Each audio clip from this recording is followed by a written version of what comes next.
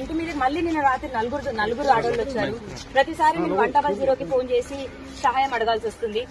శేఖర్ భాషా అండ్ రాజ్ తరుణ్ ఇద్దరు కలిసి నా మీద ఇంత దాడికి చేస్తున్నారు. ఇంత కోర్టులో ఉన్న కేసుని మళ్ళీ నా మీద దాడికి ఎందుకు పాల్పడుతున్నారు? ఒక్కొక్క నిమిషం కూడా ప్రాణభయంతో బతకాల్సి వస్తుంది.